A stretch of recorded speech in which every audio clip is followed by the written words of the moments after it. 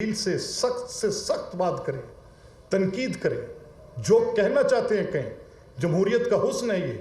उनको, हुकूमत को आपकी बात का जवाब देना है। आई विल इंश्योर इट कि आप जो बात करते हैं उसका जवाब आपको दिया जाए।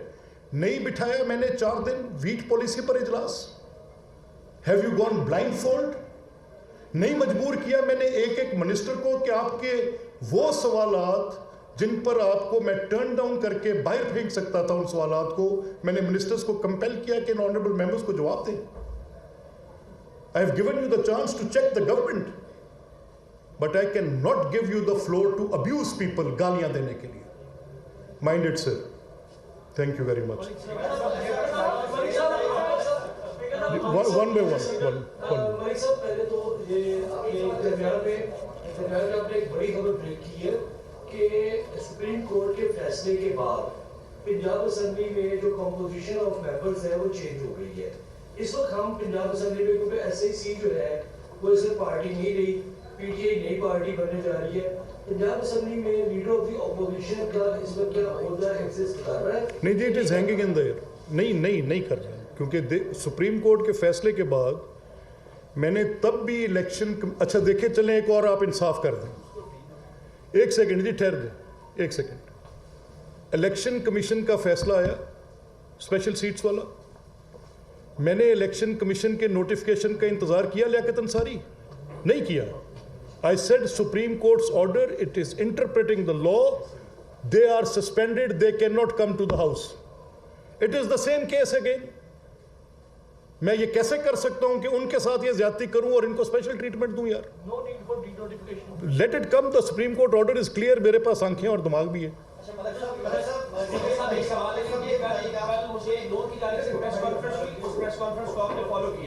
जिस सीट के ऊपर बैठे हैं, कल भी सवाल उनके सामने रखा था कि आप किसी पार्टी के मेंबर के तौर पे नहीं बल्कि हाउस के कस्टोडियन के तौर के ऊपर इस हाउस को चलाएंगे।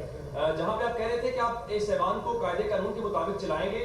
इस ऐवान के अंदर एक मेंबर का अभी तक ओथ नहीं लिया। एक तो ये बताइए कि आपने अभी तक कोई प्रोडक्शन ऑर्डर या इस बारे में इंस्ट्रक्शंस पास क्यों नहीं की, नंबर 1।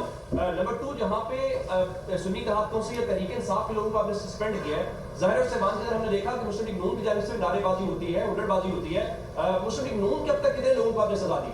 नहीं देखिए, आपने बड़ा अच्छा किया ये सवाल किया। I am really grateful to you. कोई भी ऑनरेबल मेंबर जो मेरे पास आएगा मैं उसको ओथ लूँगा।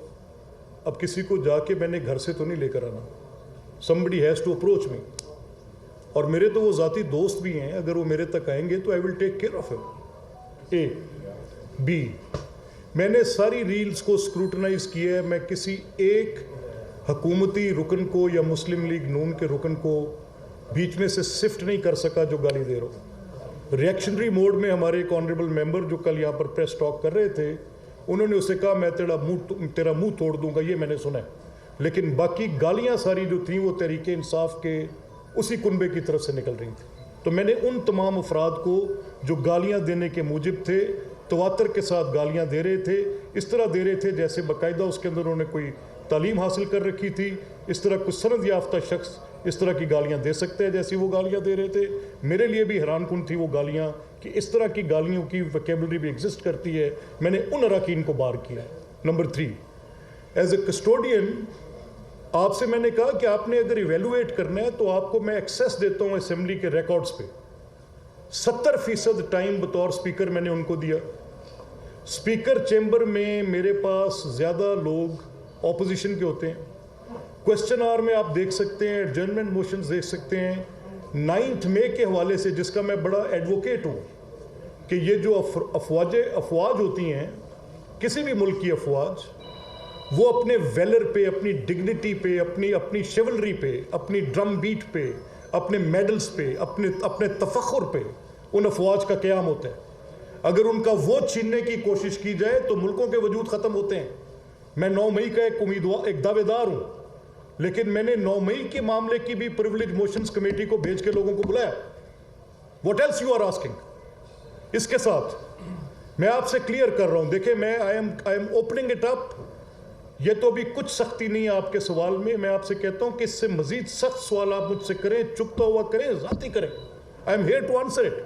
अगर मैंने किसी एक जगह पर कोई पार्टीजन की है, आई एम रिस्पॉन्सिबल। अगर गालियां देना और ये गालियों की रील मैं तसव्वुर नहीं कर सकता कि मैं अपने घर के अंदर गाली दूं, लेकिन ये टीवी की स्क्रीन मेरे घर में चलती है, सोशल मीडिया का दौर है, डिजिटल रिपोर्टिंग जगह जगह होती है, मेरे बच्चे देखते हैं, आपके बच्चे देखते हैं, बेटियां सबकी साझी हैं।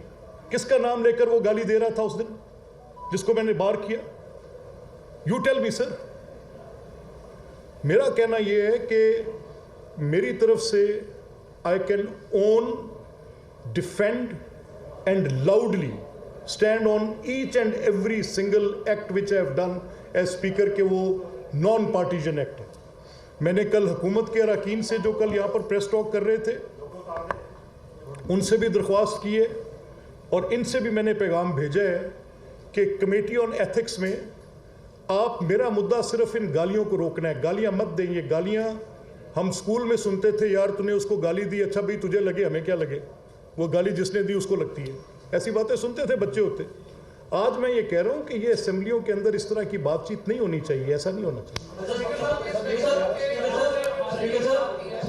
भट्टी साहब को ले लो। भट्टी साहब, आपने हाजिरी की बात की कि हम लोगों ने हाजिरी लगाई और निकल गए। माजी में भी इस तरह का काम होता है, तो क्यों